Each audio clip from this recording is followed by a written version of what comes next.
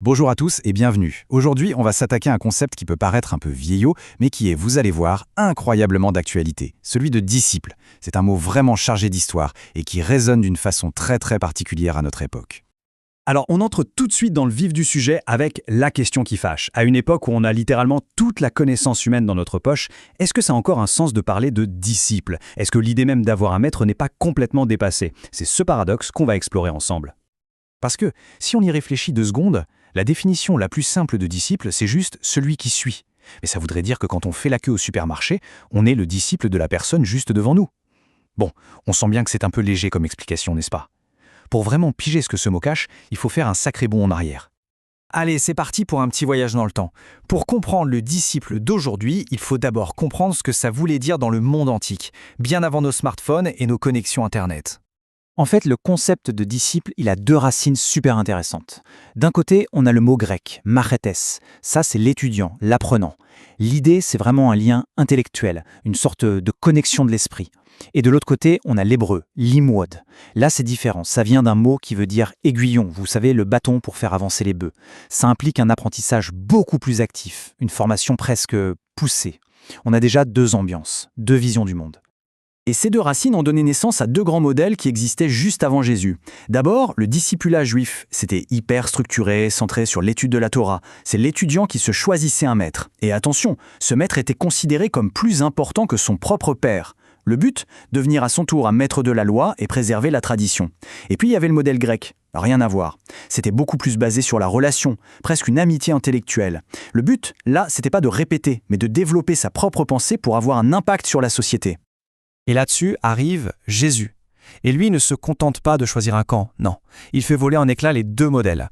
Il arrive et il réécrit complètement les règles du jeu du discipulat. Premier changement, et c'est une véritable révolution, il inverse le processus. D'habitude, c'est le disciple qui cherche son maître. Là, c'est le maître qui appelle. Et qui il appelle? Pas les meilleurs élèves des écoles, non. Des pêcheurs, des collecteurs d'impôts, des gens ordinaires. C'est lui qui prend l'initiative. Et ça, c'était totalement inédit. Deuxième rupture, et elle est énorme, le prix à payer. On ne parle pas de frais de scolarité. Le coût pour le suivre, c'était tout. Abandonner son ancien métier, sa famille, sa sécurité, toute sa vie d'avant. L'engagement qu'il demandait n'était pas partiel, il était absolu, total. Et enfin, 3e bouleversement majeur, le but final. L'objectif, ce n'était plus d'accumuler des connaissances, que ce soit sur la loi juive ou la philosophie grecque.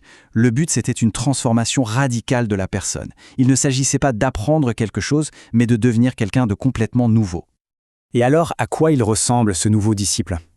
Eh bien, ce n'est pas juste une question de croire des choses dans sa tête. C'est une transformation qui doit se voir. Sa vie doit être en accord avec ses paroles. C'est ça, porter du fruit. Il devient quelqu'un qui cherche activement la paix, qui se met au service des autres. C'est un changement de vie complet, orienté vers une mission qui le dépasse.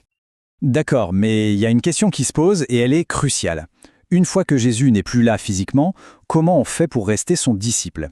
C'est l'apôtre Paul qui va apporter une réponse géniale avec un nouveau concept, les mimétai, en grec, ce qui veut dire les imitateurs. Le discipulat change de nature, on ne suit plus un homme physiquement, on imite un modèle de vie, celui du Christ, en étant guidé par l'esprit au sein d'une communauté. Et tout ce détour historique, eh bien, ça nous ramène pile à notre point de départ. Concrètement, aujourd'hui, dans notre monde qu'on qualifie d'ultramoderne, qu'est-ce que ça peut bien vouloir dire être un disciple? Pour y répondre, cette citation de Dietrich Bonhoeffer, un théologien du XXe siècle, est juste parfaite. Elle fait le pont entre cet appel ancien et notre défi moderne. Il nous rappelle qu'un vrai discipulat, ça a toujours un coût. Il fait la distinction entre la grâce à bon marché, celle qu'on se donne à soi-même sans que ça ne change rien à notre vie, et la grâce qui coûte, celle qui, comme pour les premiers disciples, demande de tout laisser pour suivre. Si on résume, on peut extraire l'ADN d'un disciple en 4 points qui traversent les âges.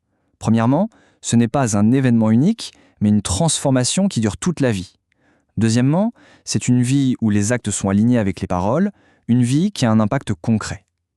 Troisièmement, c'est être un artisan de paix. Et enfin, quatrièmement, c'est avoir une mission tournée vers les autres. L'idée n'est pas de copier-coller le 1er siècle, mais d'incarner ces principes fondamentaux aujourd'hui. Et on termine là-dessus, avec cette question qui nous renvoie directement à notre réalité, à notre époque de followers, de likes et d'influenceurs, où le mot suivre a pris un tout autre sens. Qu'est-ce que ça implique vraiment de s'engager sur ce chemin si exigeant et si transformateur? C'est une excellente question pour continuer à réfléchir.